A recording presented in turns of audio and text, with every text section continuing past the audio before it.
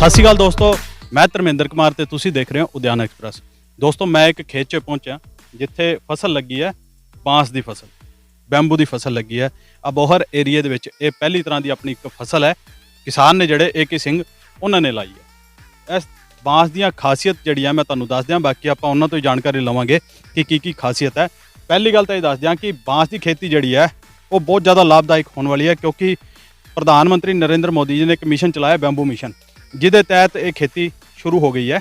ਤੇ ਖੇਤੀ ਤੁਸੀਂ ਮਗਰ ਵੇਖ ਵੀ ਰਹੇ ਹੋ, 2 ਸਾਲ ਦੇ ਲਗਭਗ 2 ਸਾਲ ਦੇ ਜਿਹੜੇ ਆ ਪੌਦੇ ਨੇ ਇਹ ਇੱਥੇ ਇਸ ਵਕਤ ਲੱਗੇ ਹੋਏ ਆ। ਇਹਨਾਂ ਦੇ ਲਾਭ ਮੈਂ ਦੱਸ ਦਿਆਂ। ਸ਼ੁਰੂਆਤੀ ਲਾਭ ਜਿਹੜੇ ਹੈਗੇ ਆ ਉਹ ਇਹ ਕਿ ਇਹਦੇ ਨਾਲ ਆਉਣ ਵਾਲੇ ਦਿਨਾਂ 'ਚ ਇਥਨੋਲ ਬਣੇਗੀ, ਜਿਹੜੀ ਕਿ ਪੈਟਰੋਲ ਦੇ ਨਾਲ ਯੂਜ਼ ਹੋ ਕੇ ਆਪਣੇ ਵਹੀਕਲ ਦੇ ਵਿੱਚ ਯੂਜ਼ ਹੋ ਸਕਦੀ ਹੈ। ਪਹਿਲਾ ਲਾਭ ਇਹ। ਦੂਸਰਾ ਲਾਭ ਇਹ ਕਿ ਇਹ ਜਿਹੜਾ ਪੌਦਾ ਹੈ, ਇੱਕ ਪੌਦਾ ਲੱਗਦਾ ਹੈ ਤੇ ਉਹਦੇ ਨਾਲ ਇੰਨੀਆਂ ਡੰਡੀਆਂ ਹੋਰ ਉੱਗ ਜਾਂਦੀਆਂ, 10-12 ਪੇੜ। ਇਹ ਲਗਾਤਾਰ ਜਿਵੇਂ ਕਿ ਐਲੋਵੇਰਾ ਆਪਣੇ ਆਪ ਨਾਲ ਫੁਟਾਰਾ ਲੈਂਦਾ, ਉਸੇ ਤਰ੍ਹਾਂ ਹੀ ਫੁਟਾਰਾ ਲੈ ਕੇ ਅੱਗੇ ਤੋਂ ਅੱਗੇ ਵੱਧਦਾ ਚਲਾ ਜਾਂਦਾ। ਇਹਦੇ ਨਾਲ ਇੱਕ ਤਾਂ ਕੱਪੜਾ ਬਣਦਾ ਹੈ, ਦੂਸਰਾ ਤੁਸੀਂ ਦੇਖਿਆ ਹੋਣਾ ਅੱਜ ਕੱਲ੍ਹ ਬੋਟਲ ਜਿਹੜੀਆਂ ਆਪਾਂ ਜਦੋਂ ਘੁੰਮਣ ਜਾਂਦੇ ਹਾਂ ਪਹਾੜੀ ਇਲਾਕਿਆਂ ਦੇ ਵਿੱਚ, ਇੱਕ ਬੋਟਲ ਮਿਲਦੀ ਪਾਣੀ ਦੀ ਜਿਹੜੀ ਕਿ ਲੱਕੜ ਤੋਂ ਬਣੀ ਹੁੰਦੀ ਹੈ, ਉਹ ਇਸੇ ਬੈਂਬੂ ਦੀ ਬਣੀ ਹੁੰਦੀ ਹੈ। ਇਸ ਦੇ ਨਾਲ ਇਹਦਾ ਅਚਾਰ ਵੀ ਬਣਦਾ ਹੈ, ਇਹਦਾ ਮੁਰੱਬਾ ਵੀ ਬਣਦਾ ਹੈ। ਬੜੇ ਹੀ ਇਹਦੇ ਲਾਭ ਨੇ ਜਿਹੜੇ ਕਿ ਆਮ ਲੋਕਾਂ ਨੂੰ ਪਤਾ ਨਹੀਂ, ਲੇਕਿਨ ਇਹ ਬੈਂਬੂ ਸਭ ਤੋਂ ਜ਼ਿਆਦਾ ਯੂਜ਼ ਹੋਣ ਵਾਲੀ ਜਿਹੜੀ ਹੈ ਲੱਕੜੀ ਹੈ ਤੇ ਇਸ ਲੱਕੜੀ ਦੇ ਬਹੁਤ ਲਾਭ ਨੇ। ਇਹਨੂੰ ਉਗਾ ਕੇ ਕਿਸਾਨ ਬਹੁਤ ਜ਼ਿਆਦਾ ਲਾਭ ਕਮਾ ਸਕਦੇ ਆ, ਕਿਉਂਕਿ ਇੱਕ ਵਾਰੀ ਜਦੋਂ ਲਗਾ ਦਿਆਂਗੇ ਆਪਾਂ ਤਾਂ ਉਸ ਤੋਂ ਬਾਅਦ ਆਪਾਂ ਨੂੰ ਨਾ ਤਾਂ ਇਹਦੇ 'ਚ ਰੇ ਪਾਉਣ ਦੀ ਲੋੜ ਹੈ, ਨਾ ਸਪਰੇ ਪਾਉਣ ਦੀ ਲੋੜ ਹੈ। ਇਹ ਆਪਣੇ ਆਪ ਹੀ ਵੱਧਦਾ ਜਾਏਗਾ ਤੇ ਇੱਕ ਵਾਰੀ ਇਸ ਤਰ੍ਹਾਂ ਟਾਈਮ ਆਏਗਾ ਕਿ ਹਰ ਮੰਥ ਤੁਸੀਂ ਇਸ ਪੌਦੇ 'ਚੋਂ ਇੱਕ ਬਾਂਸ ਕੱਟ ਸਕਦੇ ਹੋ, ਤਾਂ 12 ਮੰਥ ਦੇ ਵਿੱਚ ਇਹਦੀਆਂ 12 ਡੰਡੀਆਂ ਨਿਕਲ ਜਾਣਗੀਆਂ ਤੇ 12 ਤੁਸੀਂ ਜਿਹੜੇ ਹੈ ਬਾਂਸ ਕੱਟ ਸਕਦੇ ਹੋ। ਤੇ ਆਓ ਇਹਨਾਂ ਦੇ ਜਿਹੜੇ ਹੋਰ ਲਾਭ ਨੇ ਉਹ ਆਪਾਂ ਏਕੇ ਸਿੰਘ ਜੀ ਨਾਲ ਗੱਲਬਾਤ ਕਰਦੇ ਹਾਂ ਤੇ ਜਾਣਦੇ ਹਾਂ ਦੇ ਲਾਭ ਹੋਰ ਕੀ ਨੇ ਤੇ ਕਿਸਾਨ ਕਿੱਥੋਂ ਇਹ ਬਾਂਸ ਲੈ ਸਕਦੇ ਆ। ਤੇ ਦੋਸਤੋ, ਇਹ ਜਿਹੜੀ ਫਸਲ ਜਿਨ੍ਹਾਂ ਨੇ ਲਗਾਈ ਹੈ ਉਹ ਨੇ ਮਿਸਟਰ ਏਕੇ ਸਿੰਘ ਜੀ, ਜਿਹੜੇ ਕਿ ਸਿਕਿਉਰਿਟੀ ਪ੍ਰੋਫੈਸ਼ਨਲ ਨੇ। ਉਹਨਾਂ ਦਾ ਆਪਣਾ ਇੱਕ ਬਿਜ਼ਨਸ ਹੈ, ਲੇਕਿਨ ਉਸ ਬਿਜ਼ਨਸ ਨੂੰ ਛੱਡ ਕੇ ਇਹ ਖੇਤੀ ਵੱਲ ਵੀ ਇਹਨਾਂ ਦਾ ਬੜਾ ਰੁਝਾਨ ਹੈ ਤੇ ਬਹੁਤ ਅੱਛੀ ਇਹ ਫਸਲ ਜਿਹੜੀ ਹੈ। ਦੇਖੋ ਤੁਸੀਂ ਆਸ-ਪਾਸ ਦੇਖ ਰਹੇ ਹੋ। ਸਰ, ਵੈਲਕਮ ਹੈ ਤੁਹਾਡਾ। ਥੈਂਕ ਯੂ ਜੀ। ਬੈਂਬੂ ਇੰਗਲਿਸ਼ ਦੇ ਵਿੱਚ ਕਹਿੰਦੇ ਆ, ਬਾਂਸ ਹਿੰਦੀ ਪੰਜਾਬੀ 'ਚ ਕਹਿੰਦੇ ਆ ਜੀ। ਇਹਦੇ ਬਾਰੇ ਥੋੜੀ ਜਾਣਕਾਰੀ ਦਿਓ ਪਹਿਲਾਂ। ਇਹ ਬੈਂਬੂ ਹੈ ਜੀ, ਬੈਂਬੂਸਾ ਬਾਲਕੋਆ ਜਿਹੜਾ ਇਹਦਾ ਟੈਕਨੀਕਲ ਨੇਮ ਹੈ। ਤੇ ਵੈਸੇ ਇਹਨੂੰ ਭੀਮਾ ਬੈਂਬੂ ਵੀ ਕਹਿੰਦੇ ਆ ਇੰਡੀਆ 'ਚ। ਤੇ ਇਹ ਟਿਸ਼ੂ ਕਲਚਰ ਦਾ ਆਪਣਾ ਬੂਟਾ ਹੈ। ਬੈਂਗਲੋਰ 'ਚ ਇਹਦਾ ਪੂਰਾ ਸਿਸਟਮ ਸਟਾਰਟ ਹੋਇਆ ਸੀ। ਉਹਦਾ ਉਦੋਂ ਆਲ ਓਵਰ ਇੰਡੀਆ ਜਾ ਰਿਹਾ, ਕਿਉਂਕਿ ਬੈਂਬੂ ਮਿਸ਼ਨ ਜਿਹੜਾ ਮੋਦੀ ਜੀ ਨੇ ਆਪਣਾ ਸਟਾਰਟ ਕੀਤਾ ਹੈ, ਨੈਸ਼ਨਲ ਬੈਂਬੂ ਮਿਸ਼ਨ, ਉਹਦੇ ਕਰਕੇ 2024 'ਚ ਕੋਈ भी पेड़ नहीं कटेगा कैचमेंट एरिया चो। तो इंडिया सबसे ज़्यादा इम्पोर्ट करता है अपना बैम्बू को, क्योंकि बैम्बू हज़ारों चीज़ों में काम आता है। सबसे ज़्यादा ऑक्सीजन देने में ये प्लांट सक्षम है, पीपल और बरगद से भी ज़्यादा। तो ये वैसे भी एनवायरनमेंट के लिए अच्छा है। हर आदमी को मैं तो कहता हूँ घर में भी लगाना चाहिए, और खेतों की बाउंड्री में भी लगा दे तो भी आपकी इनकम 4 साल 5 साल बाद से लेकर 70-80 साल तक आती रहेगी, हर साल आती रहेगी। तो सर ये बताइएगा कि ये जो बैम्बू का जो टिश्यू कल्चर से लगता है, तो लगाने के बाद जब इसकी कटाई कितने टाइम में हो जाती है और कितने टाइम में ये पक करते हैं? इसको सर 4 से 5 साल में आप एक प्लांट से, जैसे आप देखोगे तो इधर आइए, आप दिखाता हूँ आपको। इसकी थिकनेस देखो सर आप, इस प्लांट की। ये अभी 1 साल 8 महीने का ही बच्चा पौधा है। ये राइजोम्स बन के कितने 8 9 10 निकल गए ना, 8 9 10 निकल चुके हैं। अब ये अगले 2 सालों में ये कम से कम भी 16-18 हो जाएंगे, जिसमें कि 6 से 8 बैम्बू पूरे 40 फुट हाइट के हम काट सकेंगे। तो जो एक बैम्बू है उसकी कीमत कितनी की पड़ती है? एक बैम्बू सर 2.5 रुपये से लेकर और 4 रुपये 5 रुपये अकॉर्डिंग टू द मार्केट। जो समय क्या होगी, अब फ्यूचर में नितिन गडकरी जी इथेनॉल ला रहे हैं, तो इथेनॉल में सबसे ज़्यादा यूज़ यही होने वाला है, क्योंकि 24 में वर्ल्ड अपना उसके अंदर आपको इंडिया में 20% अपने पेट्रोल डीजल में इथेनॉल मिलेगा, जिससे कि हमारे को पेट्रोल डीजल सस्ता मिलेगा। तो उसके कारण इसकी डिमांड बढ़ने ही वाली है। नहीं, वैसे एक बैम्बू की आप जो माने तो कितनी 50-100 कितने आप 1 एकड़ में लगा के चलो तो आप कम से कम 1,80,000 रुपये आप कर सकते हो एक साल में, एक एकड़ से अर्न कर सकते हो, जिसमें कि इसमें कोई रे नहीं है, कोई स्प्रे नहीं है, सिर्फ आपको पानी देना है। 2 साल 3 साल को संभालना है पहले। उसके बाद तो ये इसकी पत्तियां जैसे अब गिरी हुई देखो आप, है ना, यही खरपतवार को उगने नहीं देंगी, यही नहीं उगने देंगी। ये इतना ढक देंगे, पूरा मल्चिंग कर देंगे इसको, जमीन की जो ऑर्गेनिक कार्बन है वो और बढ़ जाएगा। और अगर आप किसी बीमार को भी ला के इसमें बिठाओगे, लोग वर्ल्ड के अंदर ऑक्सीजन पार्क खुल रहे हैं। वर्ल्ड ऑक्सीजन पार्क इसलिए खुल रहे हैं कि ऑक्सीजन की कमी हो रही है, कार्बन को खींचता है ये।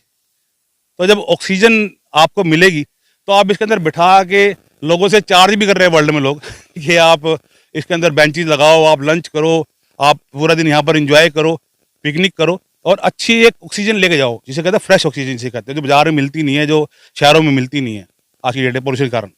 आपने जब इसकी कल्टीवेशन शुरू करी है तो ये कितना टाइम हो गया? सर ये जुलाई 2020 में मैंने लगाया था ये, और जुलाई 2020 आप लगा लीजिए, 2022 मार्च में खड़े हम। मई, जून और अप्रैल, मई और जून। हाँ जी, जो आप लगा लो जुलाई के अंदर, मतलब एंड जुलाई में मैंने लगाया था ये। तब थोड़ी थोड़ी बारिश हुई थी, तो उस समय कोविड टाइम था, तो मैंने काफ़ी रिसर्च करी थी, तो उसमें रिसर्च में निकल के आया कि it is the only plant कि एटॉमिक बॉम्ब के बाद भी हिरोशिमा नागासाकी पर यही एक प्लांट था जो कि वहाँ पर खेती में उग सका, अपना उगा। जैसे आपको दिखाऊंगा कि जैसे प्लांट मर गया, आप ये देखो बाकी प्लांट कितने बड़े हैं। हाँ, वो दिखाइएगा। और ये प्लांट देखिए मरने के बाद फिर दोबारा खड़ा हो गया। ये देखिए, कुछ नहीं किया इसको हमने, कोई स्प्रे नहीं करी है, कोई रे नहीं किया है, ये अपना फिर दोबारा फुटारा ले गया। नहीं, आमतौर पे जब कोई पौधा मर जाता है तो वो तो उगता ही नहीं है, तो ये क्यों उगा? ये अपना आप उगता क्योंकि इसकी प्रवृत्ति है, ये भगवान की तरफ से देन है, ये चाकू वंश का है, जिससे ईख होती है उसी वंश का ही है। तो ये खत्म नहीं होता? नहीं, खत्म होता है ये 70 ईयर्स टू 100 ईयर्स तक लाइफ है। 100 ईयर्स में जाके कहीं इसका फ्लावर और इसका बीज बनता है, तो उसके बाद उसे बैटरी से टिश्यू कल्चर का इसको बनाएगा ताकि ज़्यादा से ज़्यादा लोग लगा सके। और इंडिया से ही ये गया है, बुद्धा के ज़माने से ही वर्ल्ड में स्प्रेड हुआ है। तो सर 1 एकड़ के बीच में अगर कोई किसान लगाना चाहे तो कितने लगते हैं? 1 एकड़ में सर, जैसे मैंने 12 बाई 8 पे लगा रखा, तो मैं तो रिकमेंड करूँगा 12 बाई 5 पे लगाएं, लाइन से लाइन 12 और पौधे से पौधे की दूरी 5, क्योंकि अपने आप में ही घेरा बना लेगा। तो जितना यील्ड आपने इकट्ठी करनी है उतना बेटर है। अगर आप मेड़ पे लगाना चाहो तो मेड़ पे लगाओ, कहीं भी लगा सकते हो आप इसको, और किसी भी तरह की ज़मीन में लगा सकते हो। मतलब कि पथरीली ज़मीन में आपको सिर्फ 2 साल से 3 साल की केयर करनी है, पानी देने की। आपको कोई फालतू की, जैसे हम स्प्रे करते हैं किन्नू में या माल्टे में या किसी और चीज़ में, सारा दिन लगे रहते हैं कि अब ये बीमारी आ गई, अब वो बीमारी, इसमें कोई बीमारी नहीं है, बीमारी अपना भी ठीक होगी। सर आपने बात करी थी कि अभी बाउंड्री नहीं करनी पड़ती, तो इसकी मैंने सुना है कि इसकी बाउंड्री करो तो बहुत अच्छी हो जाती है बाउंड्री जो है। बाउंड्री अच्छा ना सर, आपने मान लो कोई किन्नू का बाग लगाया है, तो आप उसमें अगर इसको सराउंडिंग में लगाते हो 5 फुट बाय 5 फुट पे लगा दो, 5 पे, उसमें क्या होगा, आपको विंड जो है उसका वो रोक देगी, विंड ब्रेकर हो जाएगी, और आपको इनकम भी मिलने चालू हो जाएगी, और ऑक्सीजन प्लस, और ये बाकी बीमारियों को और रोकेगा। तो जब क्लियर कर देगा चीज़ों को, जब ये झुंड बन जाएगा, तो जो टकराना होगा, मच्छर, जो भी कीट पतंगा जो भी है, पहले इसी से टकराएगा। तो सर इसको पशु वगैरह भी नहीं खाते?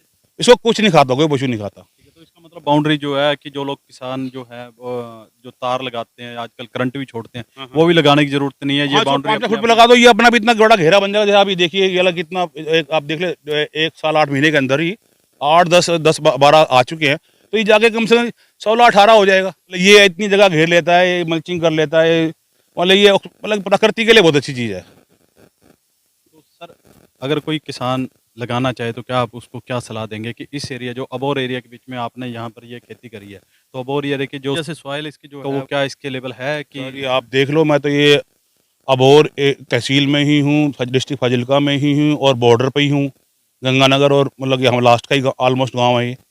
तो यहाँ पर बढ़िया अपना आपके सामने है, लोग यहाँ पर हनुमानगढ़ से, गंगानगर से देखने आते हैं स्पेशली इस चीज़ को। नहीं, जैसे सॉइल इसकी जो है वो आमतौर पे किन्नू के लिए बढ़िया है वैसे तो। नहीं, इसको मैं बता रहा हूँ ना, पथरीली ज़मीन में भी हो रहा है मध्य प्रदेश में ये मतलब जो अनफर्टाइल लैंड है, जिसे हम कहते हैं कलर है या कुछ है, सब में हो जाएगा ये, सब में हो जाएगा ये। बस इसको एक तो बर्फ़ वाली जगह नहीं चाहिए, इंडिया में हर जगह हो सकता है एक्सेप्ट जहाँ बर्फ़ पड़ती हो वो, और जहाँ पर ज़्यादा नमकीन पानी हो वो, मतलब जो नमकीन वाले, जैसे समुद्र के किनारे, थोड़ा किनारे पे तो होता है, लेकिन उसकी अलग अलग वैरायटीज़ हैं, क्योंकि इसमें बहुत सारी वैरायटी हैं बैम्बू में। तो सर बैम्बू के बीच में कुछ बैम्बू ऐसे हैं जिनका अचार और मुरब्बा वगैरह बनता है, तो क्या इसका भी बनता है? इसका ये बनता है। किस पार्ट का बनता इसमें जैसे इसकी टिप्स वगैरह काट देते हैं, इसका बन जाता है, इसको काट के बनता है। हाँ, क्योंकि मैंने बनाया नहीं है, लेकिन उसकी अभी रेसिपी पूरी पता नहीं है मुझे, इसलिए मैं कुछ ज़्यादा बोलना नहीं पाऊंगा उसमें। लेकिन इसका ये है कि ये बैम्बू आपको कुछ ना कुछ रुपए दे के जाएगा, क्योंकि देखिए आप कुल्फ़ी खाते हो, आप आइसक्रीम खाते हो, आप आजकल प्लेटें लेते हो, आप बहुत सी चीज़ों में इसका ये जो आपकी अगरबत्ती स्टिक है, मतलब ये किस में यूज़ नहीं होता। आपने एक बात करी थी इथेनॉल ऑयल की, तो इथेनॉल क्या इसके बीच में? एथेनॉल निकलता है सर, पेपर से बनता है, पेपर मिल्स को जुड़ता है। फिर आपको बैम्बू, अब इसको दर्जा दे दीजिएगा स्टील का वर्ल्ड वाइड, जो ये स्पेशली ये भीमा बैम्बू है, इसके ब्रिजेस बन रहे हैं वर्ल्ड वाइड। आप ब्राज़ील वगैरह में इसके ब्रिजेस बन रहे हैं। इसका सबसे महंगा फैब्रिक बन रहा है लिनन के बाद, जो लिनसीड के बाद, जो हम फ्लैक्स सीड कहते हैं, उसका हम लिनन का कपड़ा पहनते हैं। उसके बाद इसका बैम्बू का टॉवल बन रहे हैं, बैम्बू का कपड़ा आ रहा है। तो अभी वो टेक्नोलॉजी इंडिया में धीरे धीरे आएगी, थोड़ा टाइम लगेगा, लेकिन अभी राइट टाइम है, क्योंकि जितना अब अर्ली हम लगाएंगे अगले 4-5 साल में सब ये चीज़ें होने वाली हैं इंडिया में, तो आपके लिए उतनी कमाई का अच्छा साधन है। और मेरे ख्याल से ना ज़्यादा मेहनत करके जो दूर भी रहता है अपनी ज़मीन से, वो भी लगा दे। एक तो वो प्रकृति को वरदान दे रहा है कि मैंने वो लगाया, प्रकृति को कुछ अपना तरफ से एक एफर्ट मार के कह रहे हो कि भाई मैंने भी कुछ कंट्रीब्यूशन किया है, मतलब कि रिगार्डिंग पोल्यूशन, और पोल्यूशन को हटाने के लिए आपने मतलब कुछ ना कुछ किया है, तो इससे अच्छी कोई चीज़ नहीं है। हम लोग ये कह सकते हैं कि ये बहुत अच्छी फील्ड है और किसानों को इसको लगाना चाहिए। किसानों को बिल्कुल लगाना चाहिए जी इसको। मैं तो कह रहा हूँ हर किसान को कम से कम, अगर पूरे में ना लगा सके कोई किसान, छोटा है या बड़ा है, ज़्यादा महंगा पौधा नहीं है, ज़्यादा मेहनत नहीं है, आप लेके मतलब कि बाउंड्री पे भी लगा दो, आपके खेतों को भी बेनिफिट, और आप मतलब इन्वायरमेंट को भी अच्छा स्वच्छ कर रहे हो अपने लिए। और इसमें आप कोई कैंसर की मतलब जैसी मतलब कि पेस्टिसाइड नहीं डाल रहे हो, ज़मीन को ख़राब नहीं कर रहे हो। ये मल्चिंग जो आप पीछे देख रहे हो, ये मल्चिंग धीरे धीरे करके इसका ऑर्गेनिक कार्बन इतना बढ़ा देगी ज़मीन का कि ज़मीन को और उपजाऊ बना देगी। सर, जो जगह जो खाली दिखाई दे रही है इसके बीच में, अभी जो इनिशियल स्टेज पे है बैम्बू जब, तो क्या इसके बीच में कोई और फसल लगाई जाए? देखो सर, स्टार्टिंग में तो मैंने इसके अंदर चना भी किया है, और अभी मेरा नेक्स्ट ईयर प्लान है कि इसकी छाए के अंदर, जितनी गर्मी हमारे यहाँ पड़ती है, हम इसके अंदर हल्दी एक ऐसी फसल है जिसको छाए चाहिए, वो बहुत अच्छी ले सकते हैं, और वो इसके नीचे हल्दी ही हो सकती है। बहुत बहुत धन्यवाद AK सिंह जी, आपने इतनी अच्छी जानकारी दी। हमारे यहाँ के किसानों के लिए भी ये जानकारी बहुत लाभदायक रहेगी। और दोस्तों, मैं आपको एक बात बता दूं कि अगर आप इस बैम्बू की खेती करना चाहते हैं तो ब्रेंज एग्रो के साथ में मिलकर आप खेती कर सकते हैं। कॉन्टैक्ट नंबर मैं दे दूंगा, आप मुझसे भी संपर्क कर सकते हैं, और आपको ये पौधे यहीं पर प्रोवाइड हो जाएंगे, और इनकी खरीद फरोख्त का भी आपको ज़्यादा दिक्कत वाली बात नहीं है। तो ब्रेंज एग्रो जो कंपनी है वो खरीद भी लेगी और आपको उसका लाभ भी मिलता जाएगा। और जब आप एक बार इसकी खेती कर देंगे तो वो लगातार 75 ईयर से लेकर 100 साल तक आप इसकी लगातार खेती करते रहेंगे। और इसी उम्मीद के साथ में कि दोस्तों को ये वीडियो पसंद आएगी। अगर दोस्तों ये वीडियो पसंद आए तो शेयर जरूर करना, ताकि किसान भाइयों को डाइवर्सिफिकेशन के तहत एक अलग से इनकम मिल सके। आप सभी दोस्तों का बहुत बहुत धन्यवाद, शुक्रिया।